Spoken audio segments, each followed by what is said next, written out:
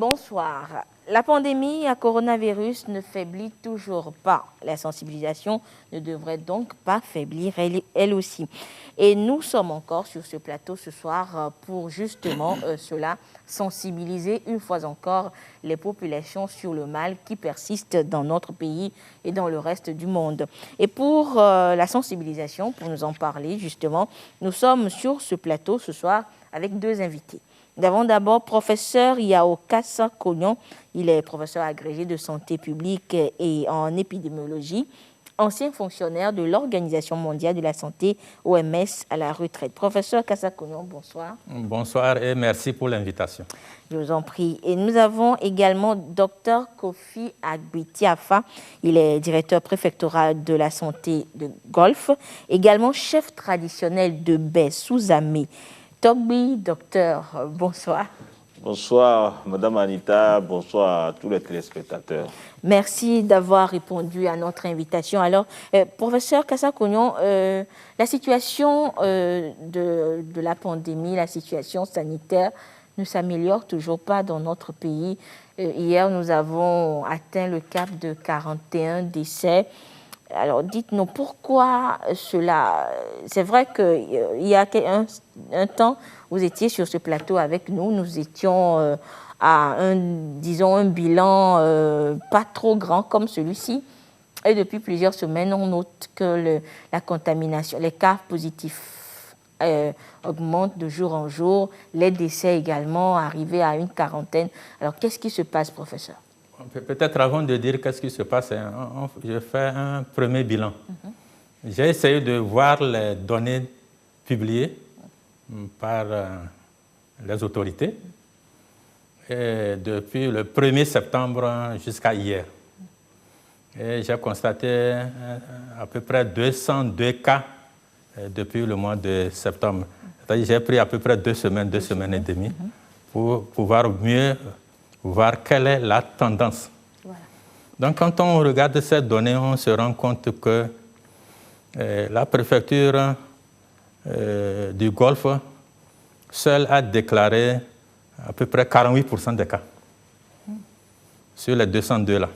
Oui. Suivi de la préfecture d'Agoué, où il y a eu 41 cas. Et en troisième position, on a la préfecture de la Kosa, avec 13 cas. Maintenant, quand on prend la préfecture d'Agoué, ça fait 20,3%. Si on prend Agoué plus la préfecture du Golfe, qui représente Grand Lomé, on fait l'addition, on trouve 68,3%. C'est à peu près les 2/3 des cas depuis le 1er septembre 2020. Alors que la population de ces deux préfectures ne fait pas les 2/3 de la population togolaise. Donc, c'est dire que... Bon, j'ai comparé également, si on prend l'ensemble des cas depuis le 6 mars, date de la déclaration du premier cas, jusqu'à présent, la préfecture de Agoué et la préfecture du Golfe, donc le Grand Lomé, ça fait 56% des cas de l'ensemble. Donc ça veut dire que depuis le 1er septembre jusqu'à présent, il y a eu un peu plus de cas. Donc ça veut dire que ça se concentre de plus en plus à Lomé. C'est important pour les stratégies. Donc il y a quelque temps, la préfecture de la Kosa n'était pas parmi les 10 premiers. Quand vous dites que quand j'étais venu ici il y a un peu plus d'un mois et demi, on ne citait pas. Donc la préfecture de la Kosa, depuis le 1er mars, vient en 3e position, avec 13 cas. On dirait que le nombre de cas n'est pas important, mais quand on regarde par rapport à la population, c'est en 3e position. Et la préfecture de Tchaoudjon ne vient qu'en 4e position. Voilà quelques constats. Je ne vais pas aller jusqu'aux 10 premiers, mais ça, c'est le constat. Oui. C'est-à-dire que ce constat veut dire que, bon, peut-être qu'on parlera plus tard des stratégies. Oui. Donc, le nombre de cas ne faiblit pas parce que les cas se sont, en français on dit, se sont enracinés dans la communauté. C'est-à-dire que ça se développe de plus en plus dans la communauté et qu'il faut voir comment faire pour contrecarrer cette transmission au niveau de la communauté. Et l'explication donc de cette situation. C'est-à-dire, maintenant, quand on prend les cas depuis les 3 ou 4 dernières semaines, globalement pour le Togo, on se rend compte que ça diminue petit à petit. Ah. Pas beaucoup, mais petit à petit. Ça diminue quand même. Oui, ça diminue petit à petit. Quand je dis diminue, c'est-à-dire les cas sont donnés, si on prend semaine par semaine, là, ça diminue légèrement, de petit à petit. Mais on dit peut-être qu'on ne sent pas encore cette diminution, c'est-à-dire Voilà. qu'elle n'est pas trop grande pour être ressentie par les populations. Alors, professeur Kassa-Kognon, je reviens à vous tout à l'heure. Alors, docteur Agbetiafa, nous avons écouté ensemble nous avons écouté professeur Kassa-Kognon, et moi, il a évoqué la préfecture de Golfe. Alors, docteur, vous êtes justement directeur préfectoral de la santé Golfe. Alors, dites-nous, quelle est la situation à ce niveau? Oui, merci beaucoup. Non, comme mon maître vient de le dire tout à l'heure, c'est une analyse parfaite que mon maître a fait. Et pour ajouter à ce qu'il a dit, c'est que la préfecture du Golfe, qui est le cœur de Lomé, a aussi certaines particularités. Quand nous prenons le port, c'est dans la préfecture du Golfe. Et pratiquement tous les jours, il y a beaucoup de navires en haute mer qui viennent au quai et débarquent les marins au quai qui veulent voyager par avion.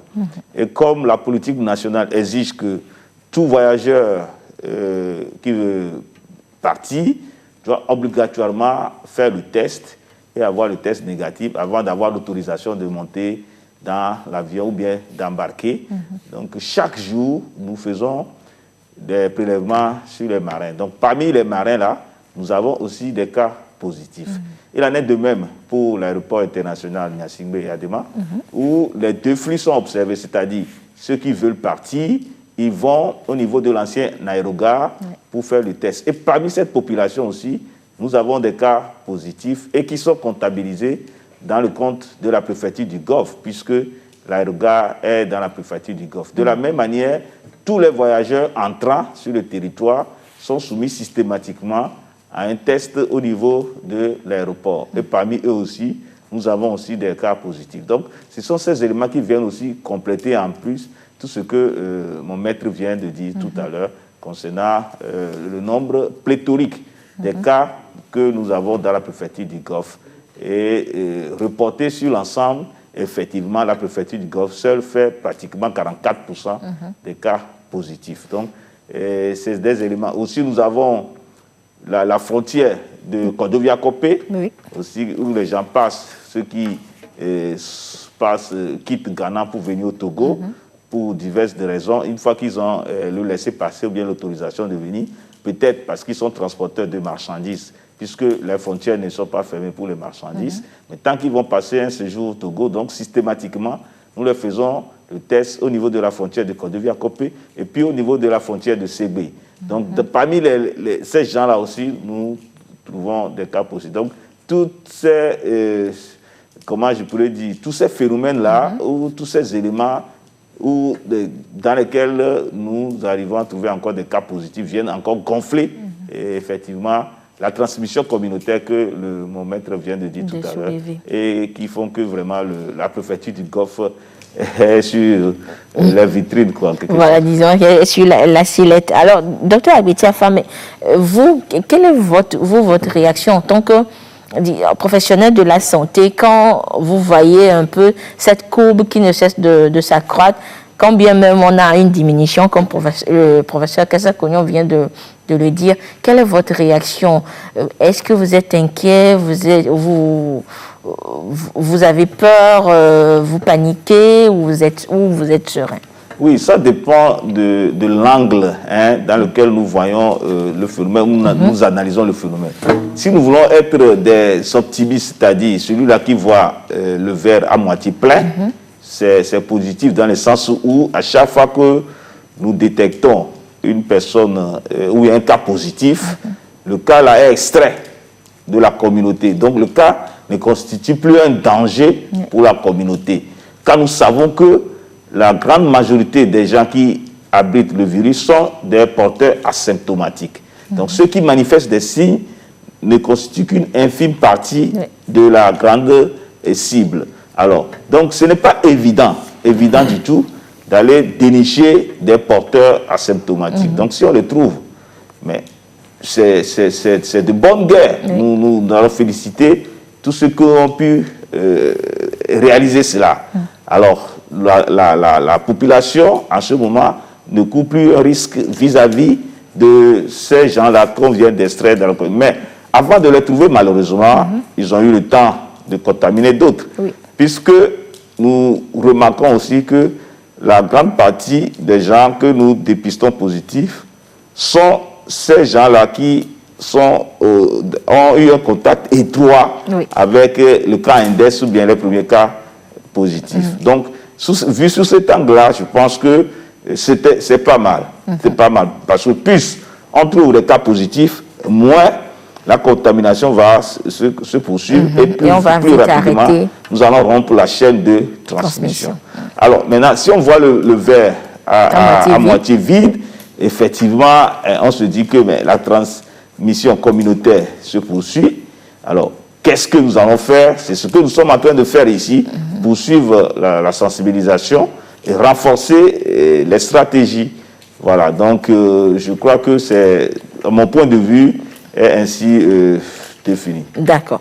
Alors, professeur Kassa-Cognon, c'est vrai que tout à l'heure, vous avez peint ce tableau pour qu'on comprenne un peu les grands pôles ou bien les grandes zones de transmission.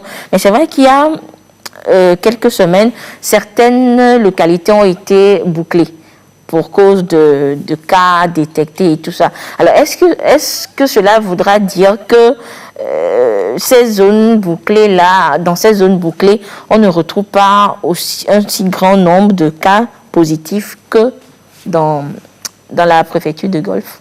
Bon, peut-être avant de répondre à cette question, je vais revenir à la préfecture de Golfe.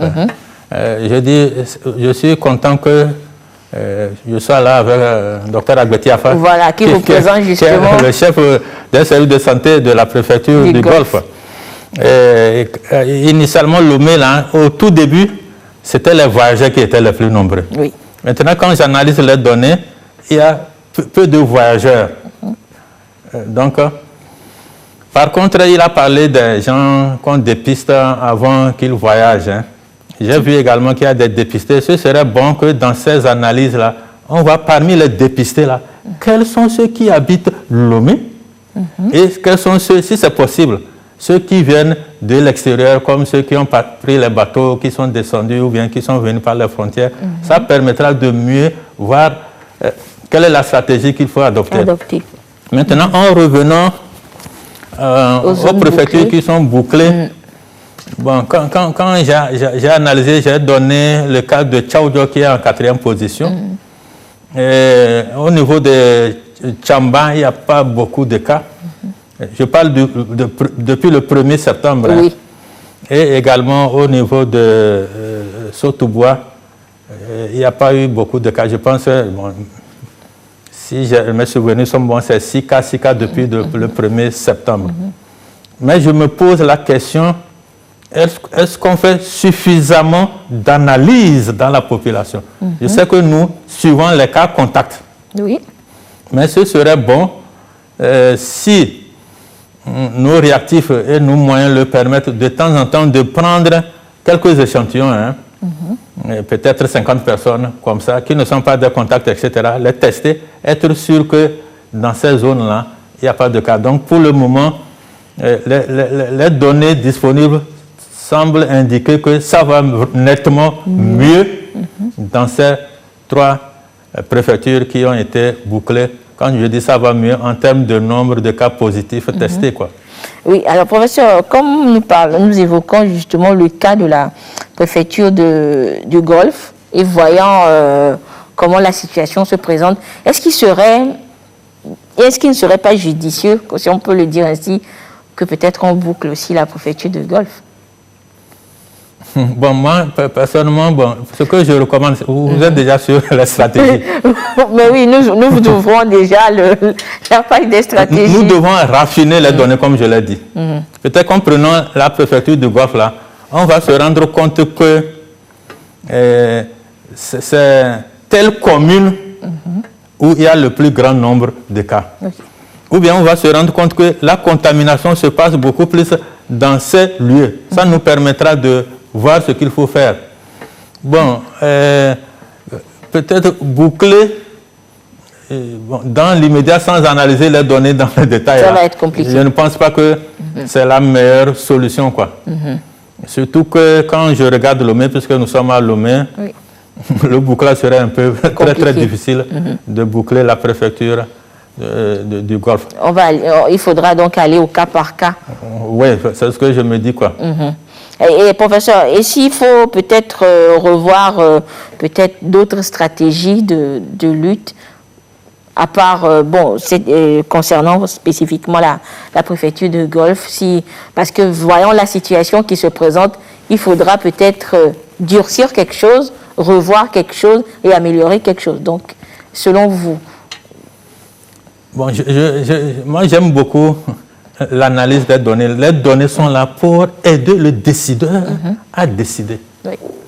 Donc, selon moi, si on analyse les données en détail, peut-être qu'on va trouver que la plupart des personnes s'infectent soit au travail, soit au niveau des marchés, soit en allant boire quelque part, soit en allant vers des funérailles. Parce que de temps en temps, nous recevons des vidéos par les réseaux sociaux où les gens sont dans des funérailles. Et ils ne respectent pas la distanciation. Complètement. Donc ces données-là permettront de mieux savoir qu'est-ce qu'il faut faire, les stratégies. Mais je pense beaucoup aux funérailles, hein, parce que dans les funérailles, là, les gens viennent de différentes parties du pays. Et parfois même, il y a des gens qui viennent de l'extérieur du pays. Donc ces analyses permettront de savoir quelle est la stratégie la plus adaptée. Mais déjà, en gros, sans aller dans les détails, je pense qu'il faut faire beaucoup plus une sensibilisation communautaire. C'est-à-dire que nous sommes actuellement à la sensibilisation de masse, c'est-à-dire vous couvrez une grande masse. Mais il faut aller maintenant de quartier en quartier.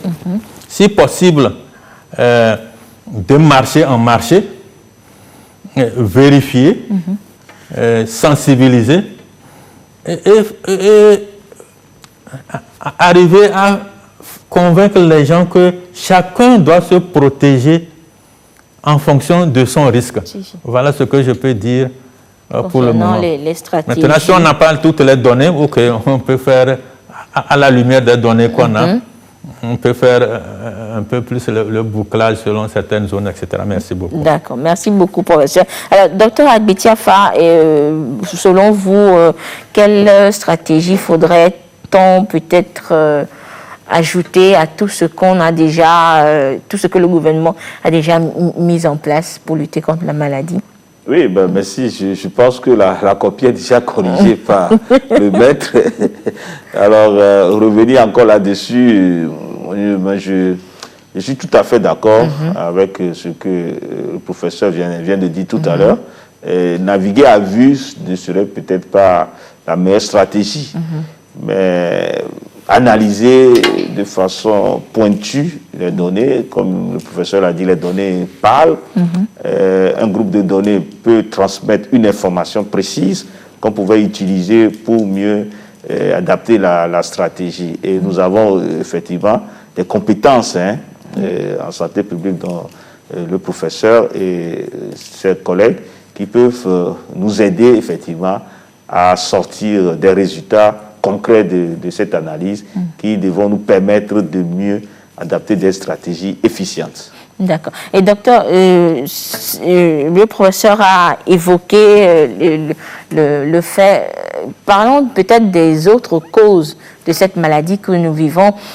D'aucuns évoqueraient ce relâchement-là qu'on observerait auprès des populations. Certaines personnes ne se lavent plus systématiquement les mains, on se tape dans le dos, on se limite, les gens même se serrent encore les mains et tout ça. Et dans les regroupements, les funérailles, les mariages et autres, les mesures sont quelque peu bafouées. Alors, en tant que chef traditionnel de Bessou-Zame, est-ce que vous avez remarqué cela au niveau de votre communauté également? Bien sûr, il y en a. Nous avons même diligenté je pourrais dire, des missions pour aller défaire des hangars qui ont été faits, et effectivement à viser d'organiser des veillées funèbres. Et nous avons même aussi déniché des lieux de culte non encore autorisés qui, depuis que le gouvernement a décidé d'ouvrir, bon, les gens n'ont pas bien lu le communiqué, ils ont cru que c'est permis à tout le monde d'ouvrir. Donc, nous avons effectivement vu de ces lieux de culte, on a approché grâce à la vigilance des comités de veille qu'on a eu. Particulièrement, nous, dans le canton de Baie, je profite de l'occasion pour saluer mon chef canton, Togui Gan Adela Aklasoukat, qui ne cesse de nous réunir régulièrement pour nous instruire encore sur les directives du gouvernement. Directives qui nous ont amenés à mettre en place des comités de veille composés de la chefferie, des comités à la base, comme les comités villageois de développement, les comités de développement des quartiers, et aussi les commissions, surtout pour ce qui concerne COSAN et les COGES. Donc nous avons mis en place tous ces comités de veille-là, appuyés par la commune ou la mairie dont nous dépendons. Donc les actions de ces comités de veille qui émanent effectivement du gouvernement quand même sont en train de porter leurs fruits, et je saisis aussi l'occasion de remercier, de féliciter tous les acteurs qui participent au fonctionnement de ces comités, puisque c'est d'abord bénévole. Et ici encore le lieu de rappeler que la riposte contre cette maladie, la Covid, ne peut pas être l'apanage ou l'affaire d'une seule personne. Chacun, là où il se trouve, a forcément quelque chose à apporter. Donc voilà à peu près au niveau communautaire ce que nous faisons sous l'encadrement de chefs cantons et des maires élus. D'accord. Alors, professeur Kassa-Kounion, c'est vrai qu'on observe ce relâchement au niveau des populations. Et selon vous, qu'est-ce qu'il faudrait faire pour peut-être ramener les Togolais à une plus grande prise de conscience de la maladie qui sévit et à se préserver, à se protéger? Bon, quand je réfléchis, je me dis, bon, jusqu'à présent, il y a eu assez de sensibilisation. Et je sais qu'il y a un peu plus d'un mois, il y a eu à la fois ce qu'on appelle le bâton et la carotte. Il y a eu un début de verbalisation des gens qui ne respectent pas, donc des contraventions. Mais malgré ça, on se rend compte que quand on circule le long des rues, on voit encore beaucoup de personnes, soit sans cache-nez, ou bien avec des cache-nez en dessous du menton. Et je pense que l'exemple que le docteur Agbeti Afa vient de donner, au niveau de sa préfecture, là, on peut essayer de voir comment on peut faire de façon similaire. Agbeti Afa, il a la chance qu'il est directeur préfectoral de la santé. Et il est en même temps un chef traditionnel. C'est vraiment très important.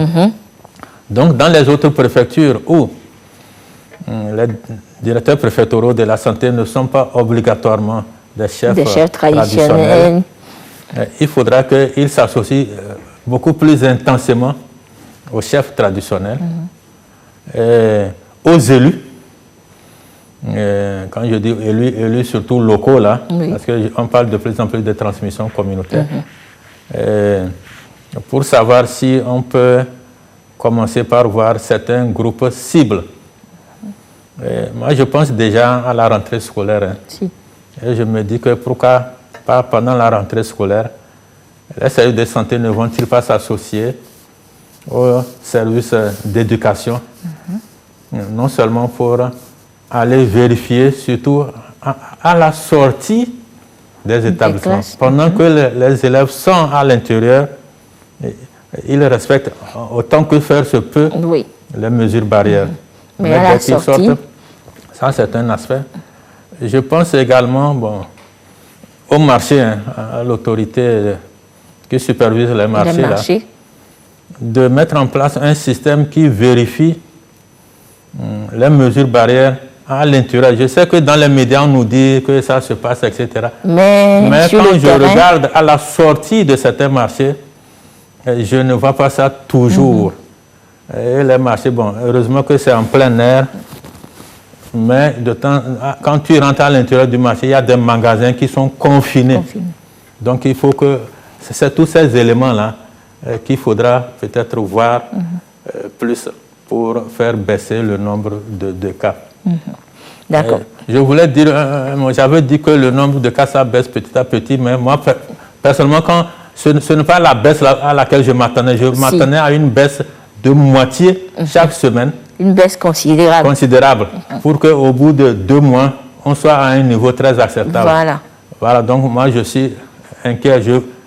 Je ne peux pas dire que je ne vais pas voir le verre à moitié plein, mais je l'aurais voulu voir plus à moitié plein. D'accord. Merci beaucoup, professeur. Et parlons justement de la maladie qui sévit, les contaminations qui augmentent. Cette semaine, nous avons peut-être eu la chance d'écouter un ancien patient, un ancien malade de la maladie, on va dire, parce que depuis le début de la sensibilisation, depuis toutes les émissions que nous faisons, les retours, c'est que les téléspectateurs, les Togolais en général souhaiteraient peut-être écouter eux-mêmes une personne qui a vécu la situation et tout. Et heureusement, nous allons dire, nous avons suivi depuis mercredi le témoignage du ministre en charge des enseignements primaires et secondaires, M. Afo Atcha-Dedi, qui a été malade du Covid et qui a été guéri. C'était lors de la conférence de presse de la Coordination nationale de riposte. Nous allons vous proposer une fois encore de réécouter le ministre Atcha-Dedi et nous revenons sur ce plateau pour que nos invités nous donnent leur appréciation de ce témoignage-là.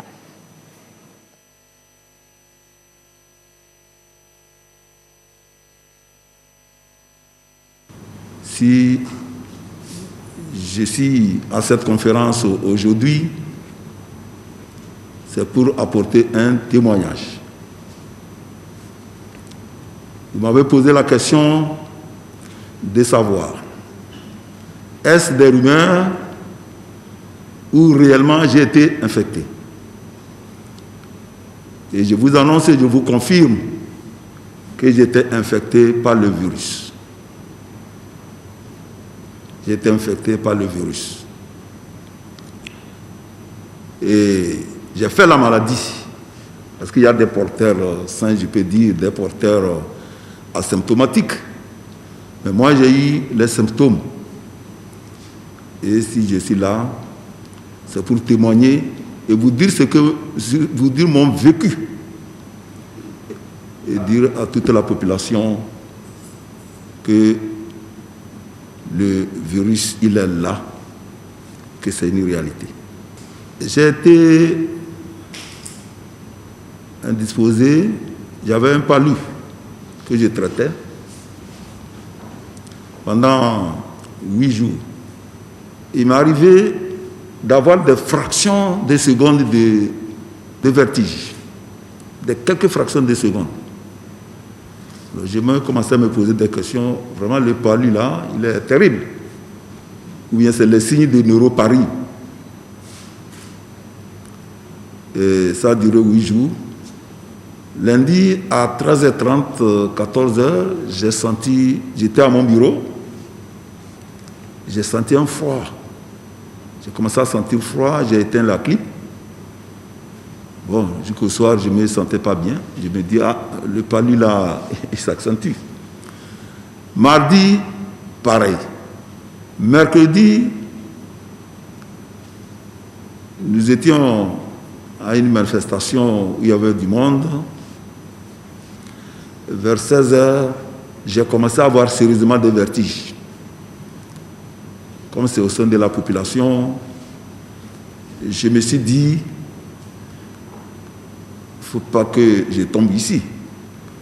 J'étais avec mon collègue, un collègue ministre, et je lui ai demandé de m'accompagner à ma voiture.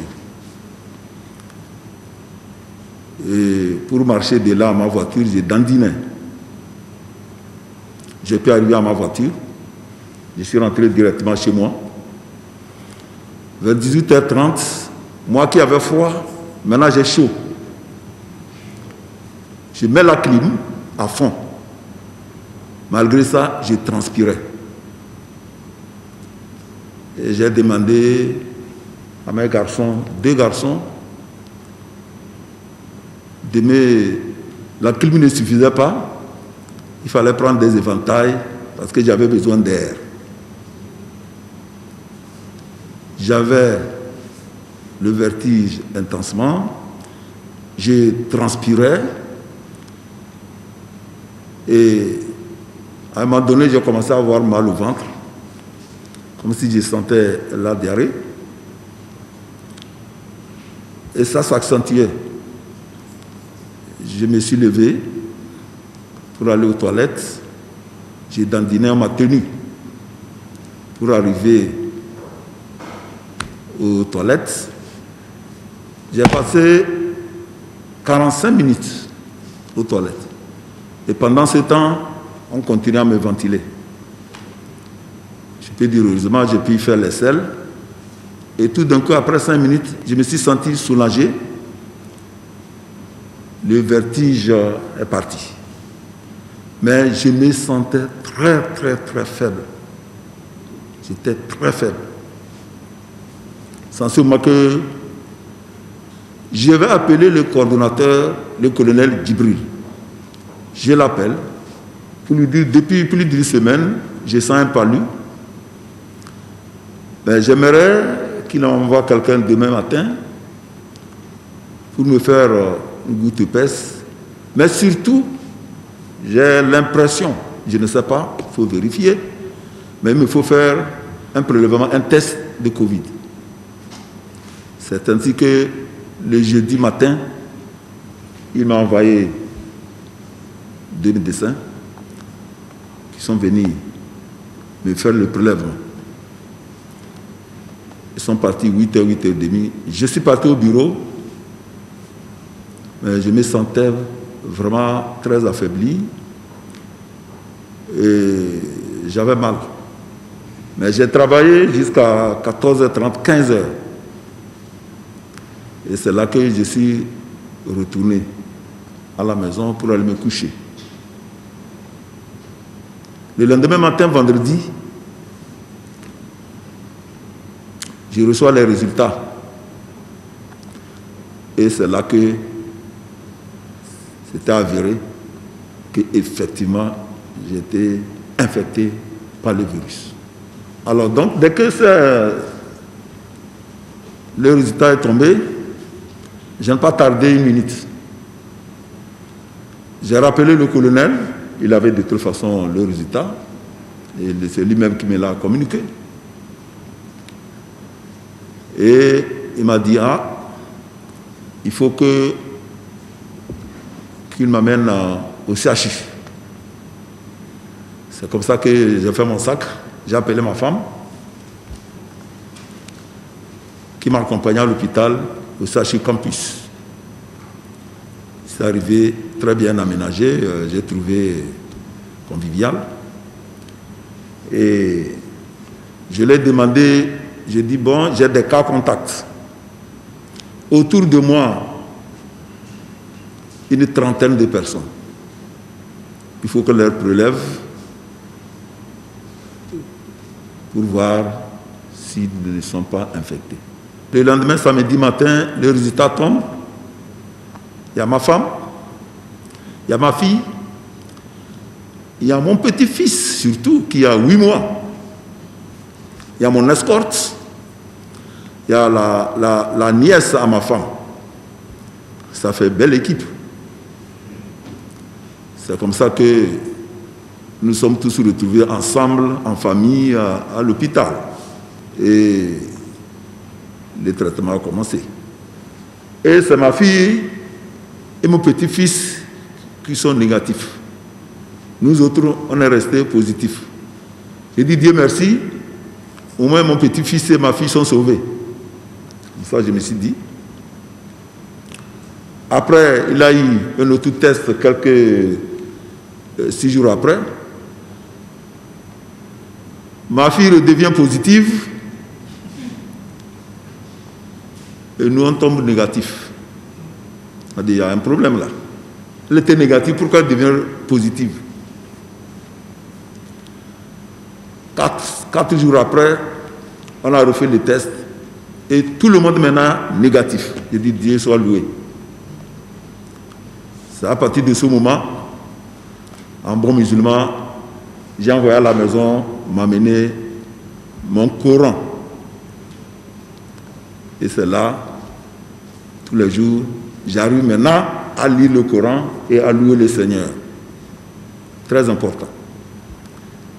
Et on refait un autre test. Nous tous, on était négatifs. Maintenant qu'on a refait un autre test, mon escorte redevient positif. Et nous, on est restés négatifs.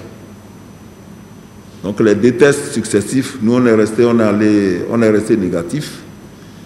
Et Dieu soit loué, c'est là que les médecins m'ont dit non, maintenant ça va.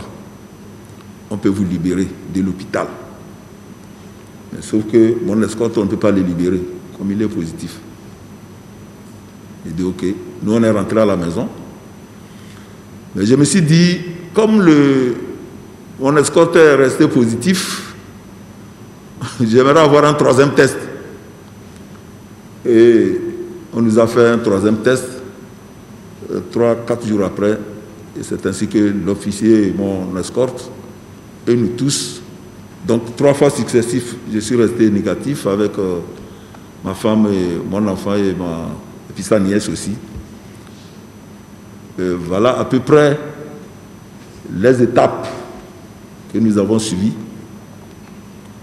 Et pour dire que nous devrons prendre conscience, parce que j'entends des fois, surtout dans ma région, il y en a qui disent jusqu'à aujourd'hui que c'est des histoires. Cette maladie-là, c'est chez les Blancs. Il n'y a pas ça au Togo. C'est qu'au Togo, le comité national a pris des mesures et avec le professionnalisme de nos médecins, et je crois que c'est ça qui nous a sauvés. Et les gens pensent qu'il faut avoir 2000, 5000 morts d'abord avant de croire. Pourtant, la télé, nous voyons ce qui se passe dans le monde. Et au Togo, c'est pour ça que nous devons louer le Seigneur. Le virus est là, mais vu le professionnalisme du corps médical, du comité scientifique et tout le monde, l'implication personnelle du chef de l'État, c'est ça qui fait que le Covid-19 est maîtrisé au Togo. Mais comme vous venez d'avoir les statistiques, le mois d'août, il y a eu une ascension. Heureusement, ça se stabilise maintenant. Merci beaucoup, monsieur le coordonnateur. Et nous devrons donc faire beaucoup attention. Et mes parents, comme j'ai dit aujourd'hui, Tchamba, Tchaoudjo, et ce Touboua, il a été révélé effectivement que là-bas ça a été un problème le mois d'août. Et quand on regarde, effectivement c'est dit à la période des fêtes de Tabaski. Il y a eu souvent tous les ans, à la fête des Tabaski, nous avons nos compatriotes au Ghana, au Nigeria qui rentrent au Togo pour fêter. Et je crois que c'est leur arrivée qu'on n'a pas pris de précautions et c'est ça qui a entraîné, je crois, cette croissance au mois d'août. Aujourd'hui, je suis libéré de l'avoir dit pour que la population sente que voilà un membre du gouvernement qui a témoigné de ce qu'il a vécu.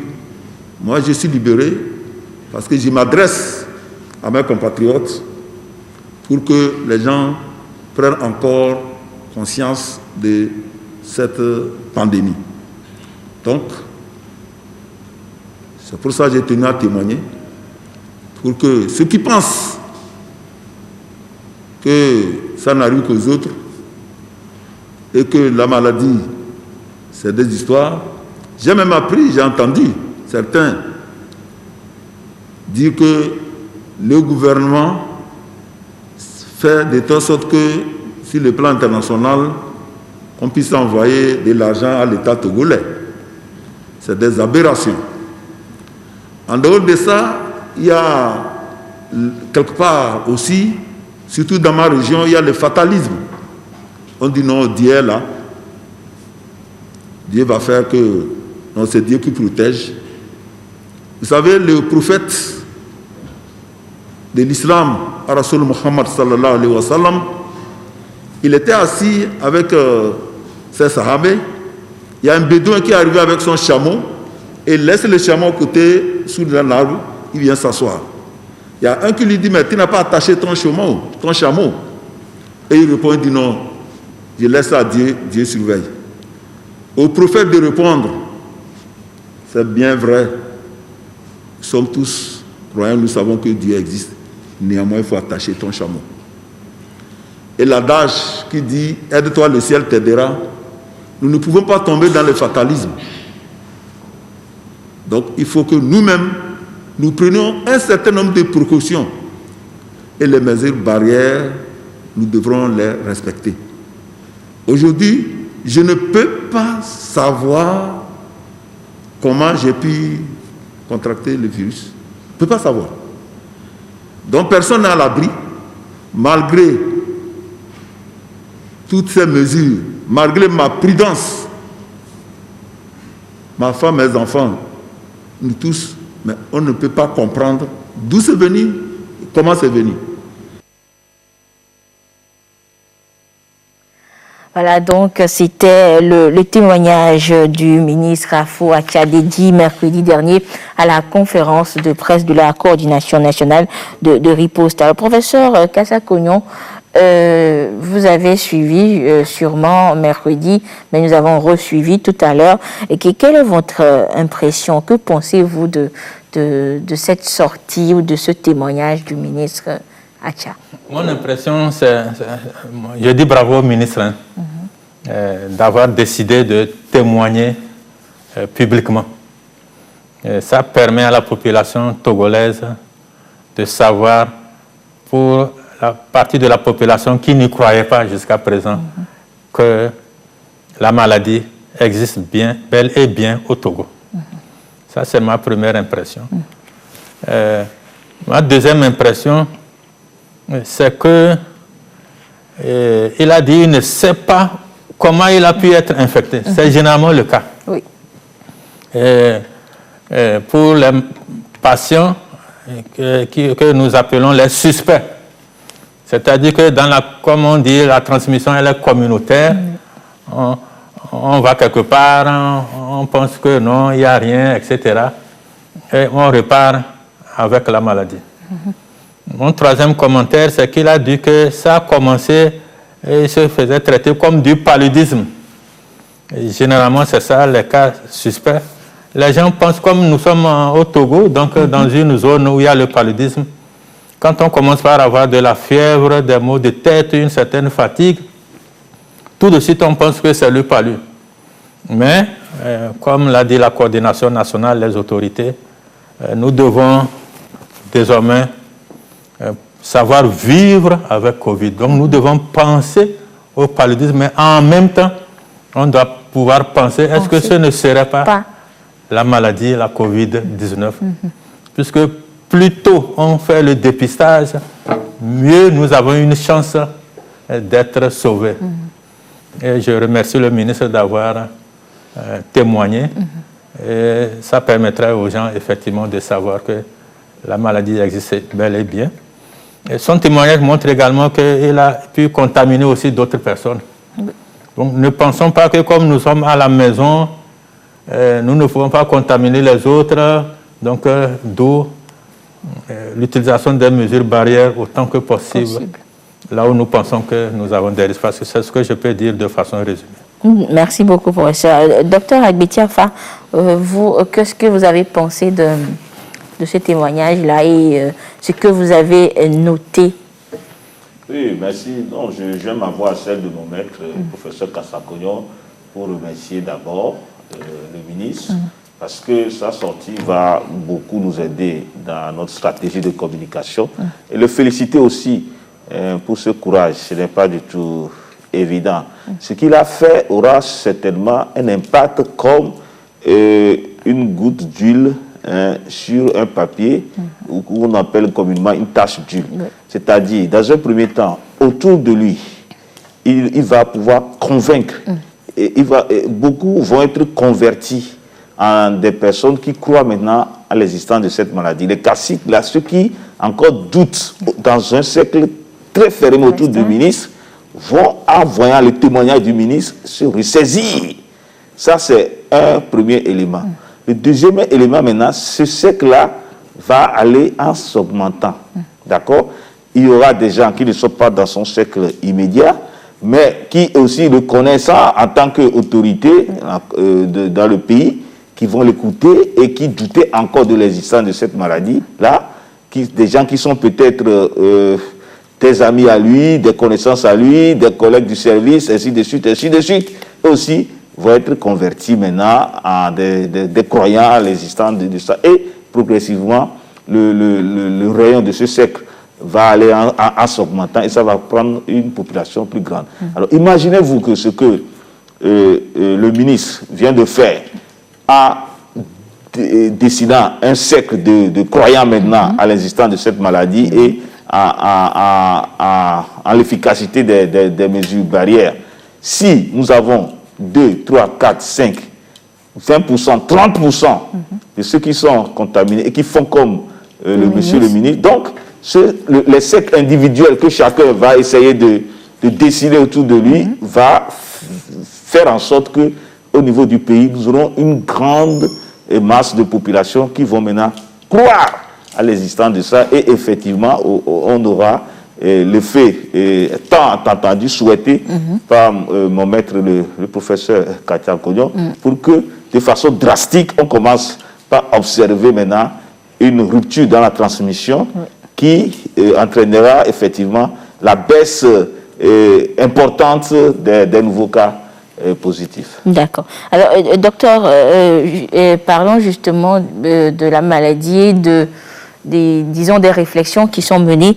Nous avons appris récemment les essais cliniques qui débutent sur des humains avec des phytomédicaments.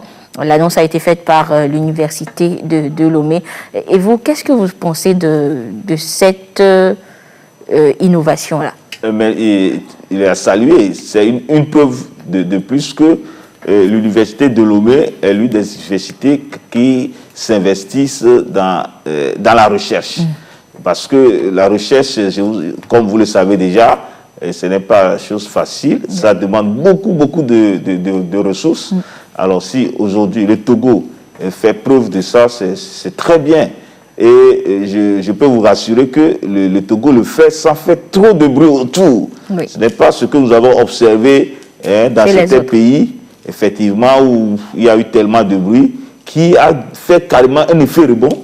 Les gens ont pensé qu'ils ont la solution maintenant de la maladie parce qu'on a déclaré que le chef de l'État même est allé dire, voilà, et nous, on a trouvé le remède miracle, et ainsi de suite. Alors, il y a eu un laxisme, un relâchement total dans dans le pays et aujourd'hui, ben, les gens se mordent les doigts. Le Togo, il est prudent. Nous avons nos maîtres, dont le professeur Kazakounian, que je salue ici, le professeur Iou, le doyen de la faculté des sciences et de la santé. Donc, tous ces gens-là sont impliqués dans cette recherche-là, mais ils le font à bas bruit. Oui. On n'entend plus rien. Les gens se demandent, mais est-ce que les recherches se poursuivent encore? On va sur les antennes, on fait des émissions, les gens nous posent des questions. On est sûr qu'il y a du travail de qualité qui se fait en dessous. Et progressivement, quand ils atteignent un certain niveau de recherche, ils sortent un tout petit peu, une petite communication, et puis ils se retirent. Et le travail de qualité se fait. Des fois, il faut le savoir que le silence aussi, c'est une manière de communiquer. Alors, professeur Kazakounian, qu'est-ce que vous pensez de cette nouvelle démarche de l'Université de Lomé dans la recherche de solutions, justement, à cette pandémie que nous vivons? Bon, je pense que c'est également une très bonne chose. Hein. J'ai suivi la méthodologie, elle est correcte.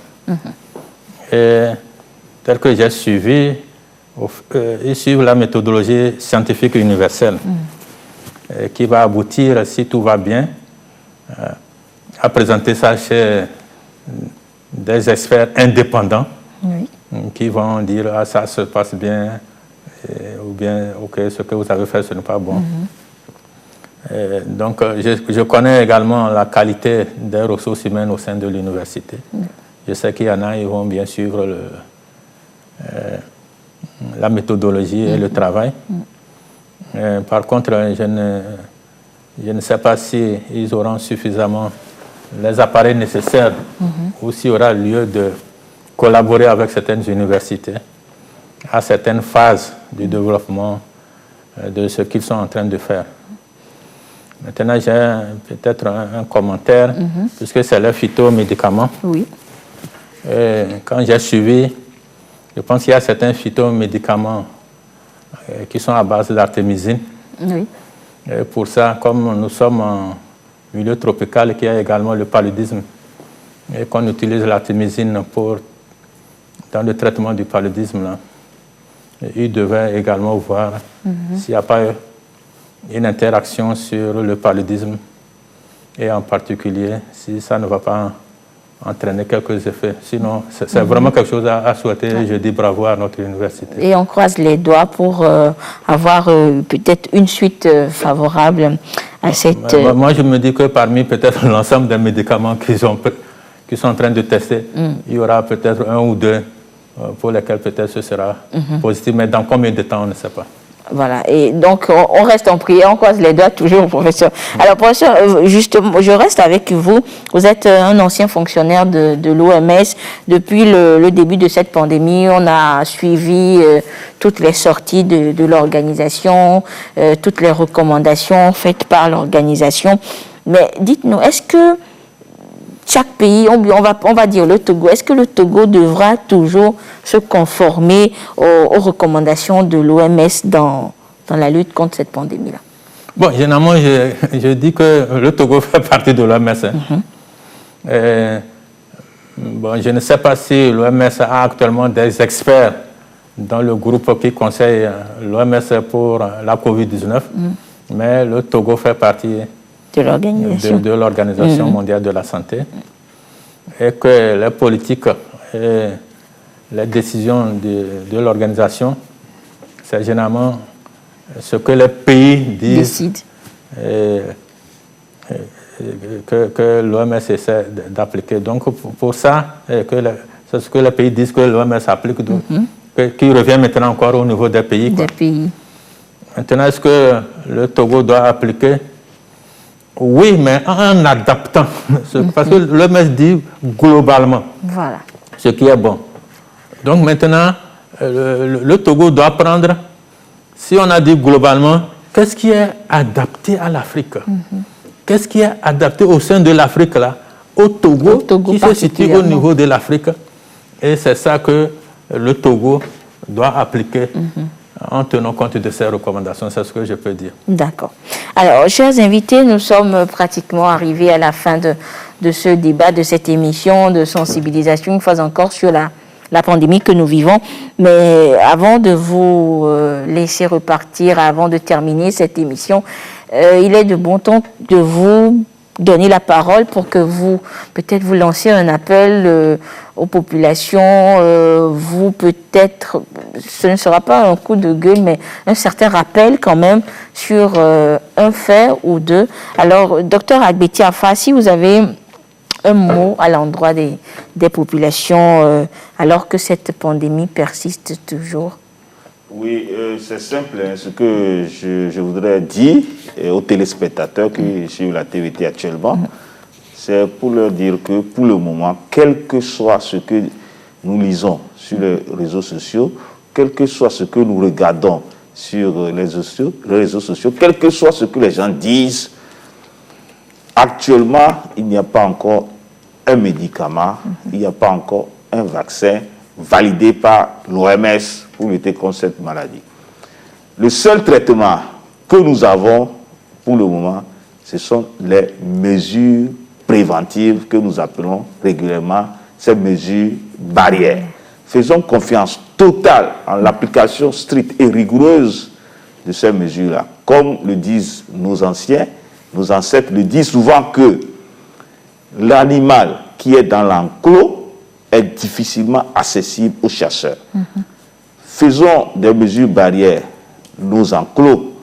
Ne sortons pas dans la rue, le chasseur va nous avoir. Voilà. La Covid circule et ne cherche que qu'on lui prête un flanc, il va rentrer dedans. Voilà. Donc, chers téléspectateurs, restons dans cet enclos-là. Entourons-nous de ces mesures barrières pour que demain, nous nous retrouvons tous très contents, même si un jour, les médicaments ou les vaccins sont là. Il faut qu'on vive avant de pouvoir être témoin de cette période future. Nous l'espérons bien.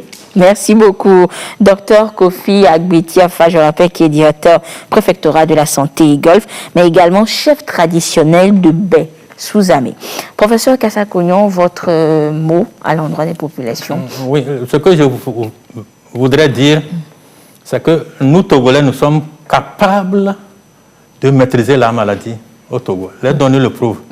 Parce que vers la fin du mois de mai, quand on analysait les données, nous étions pratiquement en train de contrôler la maladie avec les mesures barrières que le gouvernement avait mises en place. Mais malheureusement, à partir du mois de juin, avec le déconfinement de certains pays limitrophes, la maladie est revenue au pays, donc au Togo, et avec le relâchement que nous, en tant que population togolaise, on a dans l'application des mesures barrières, c'est reparti à la hausse jusqu'au mois, entre août, jusqu'au mois d'août et juillet. Mais maintenant, comme je l'ai dit, depuis le mois de septembre, comme nous sommes capables de le faire, si nous appliquons vraiment les mesures barrières là, je pense que nous pourrons venir à bout de cette maladie. Mais dans combien de temps, je ne peux le dire, mais appliquons et puis on verra. Merci beaucoup. Respectons les mesures barrières. Merci beaucoup, professeur Yao Kassa-Kognon. Je rappelle que vous êtes professeur agrégé de santé publique et d'épidémiologie, également ancien fonctionnaire de l'Organisation mondiale de la santé, OMS, à la retraite. Merci, chers téléspectateurs, de nous avoir suivis. Vous l'avez donc compris, un seul geste ou une seule prévention, un seul mot d'ordre pour lutter contre le coronavirus au Togo, le respect scrupuleux des mesures barrières. Et nous espérons que nous vous avons permis une fois encore de toucher du doigt l'importance du respect de ces mesures barrières. Merci de votre fidélité à la télévision togolaise. Nous vous donnons rendez-vous vendredi prochain pour un autre thème, pour une autre émission, toujours sur le coronavirus. Et nous vous proposerons sûrement le bilan de 6 mois de lutte contre la pandémie au Togo. Excellente suite de nos programmes. Au revoir.